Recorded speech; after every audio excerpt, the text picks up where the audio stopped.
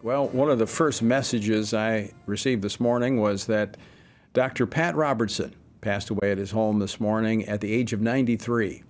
Now, Pat Robertson was a giant in the Christian community, serving as the founder of the Christian Broadcasting Network and the founder, chancellor, and CEO of Regent University.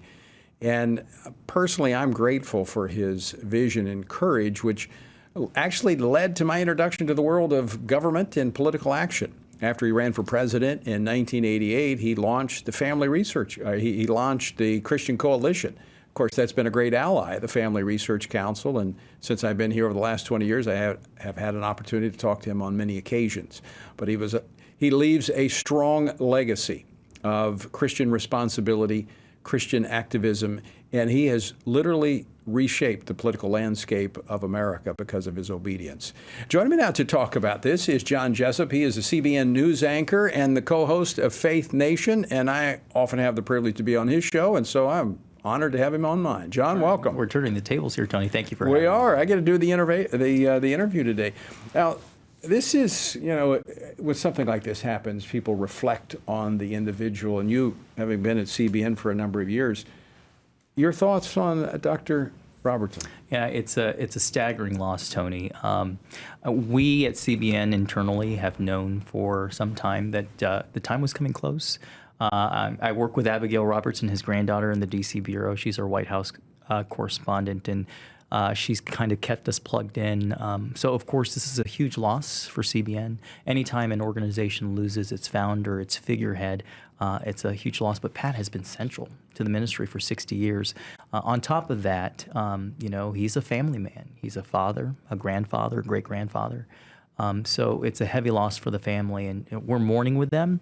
We're also celebrating them with them for a few moments. We had some time with Abby today, and she was sharing some reflections. She flew out last night to spend some time with him, and as we mourned, we were able to celebrate because we were reminded of what she said. Pat had told her that the best days of CBN are ahead, and we believe that. So the mission and God's plan for CBN continues as it did yesterday and has for the past 6 years, which is to preach the gospel. I often describe him, along with Dr. Falwell, who was kind of a mentor of mine, as part of the Mount Rushmore of evangelicals. In part, I see him very much like Dr. Falwell. Both had institutions of higher learning. But they poured into the next generation, and it wasn't about them.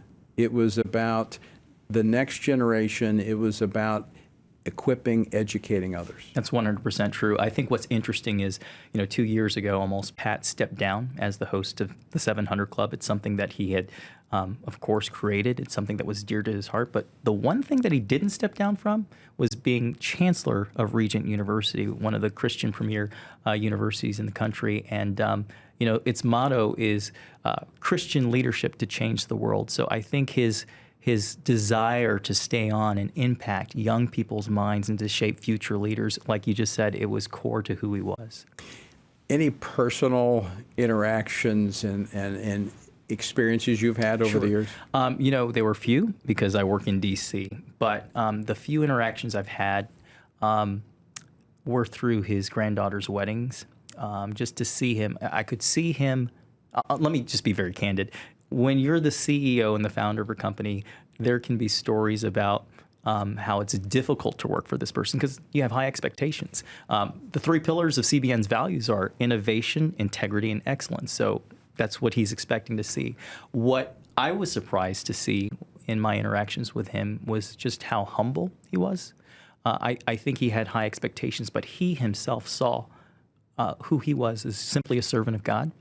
My last interaction with him was a few months ago on his 93rd birthday. We had this big celebration on the 700 Club. He came back, and there was this moment where he was on the set by himself, and I walked up and I just said, Dr. Robertson, I just want to say thank you for your service, for your obedience and your faithfulness.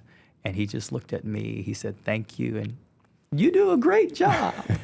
So he turned the tables, and I think that humility was really a hallmark of, he often said, if I did anything good, that was God. If I failed or did anything bad, that was all my fault. So that really marked me. Well, he was an encourager, and as you said, he's built an organization that far surpasses the ability of one man. He's built a unified organization with a vision that will carry it into the future. That's absolutely right.